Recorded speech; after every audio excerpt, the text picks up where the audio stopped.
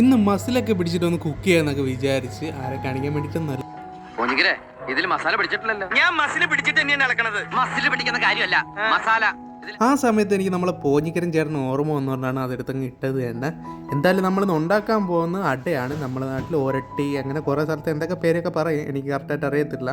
ഇതിനു മുമ്പ് ഞാൻ ഇത് ഉണ്ടാക്കി നോക്കിയിട്ടുണ്ട് ഒരു വട്ടം. അന്ന് എന്തായാലും നല്ല രീതിയിൽ കിട്ടി. ഈ പ്രാവശ്യം നല്ല രീതിയിൽ കിട്ടുമെന്ന് വിചാരിച്ചിട്ട് 2 എണ്ണമാണ് ഉണ്ടാക്കാൻ വേണ്ടി നിന്നത്. വേറെ കറികളൊന്നും ഉണ്ടാക്കാൻ വേണ്ടിയൊന്നും നിൽക്കുന്നില്ല, സമയം ആകെ തീരെയില്ല.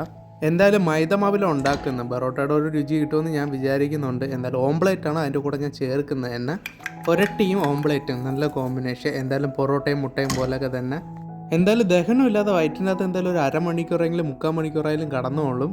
ജോലി ചെയ്യുന്നതുകൊണ്ട് വിശപ്പ് അധികമായിട്ട് വരത്തൊന്നുമില്ല. ഈ എന്താണ് മഞ്ഞ കളർ ഇരിക്കണമെന്ന് നിങ്ങളൊന്ന് വിചാരിക്കുന്നത് വേണ്ട. മഞ്ഞപ്പൊടി എടുത്തിട്ടാണ് ഓംപ്ലേറ്റിന് മഞ്ഞ കളറായിട്ട് വന്നത് തന്നെ. ഫുഡൊക്കെ കഴിച്ച് അടിപൊളിയാണെന്ന് പറയുന്നില്ല. എന്തായാലും വിശപ്പ് മാറ്റാം.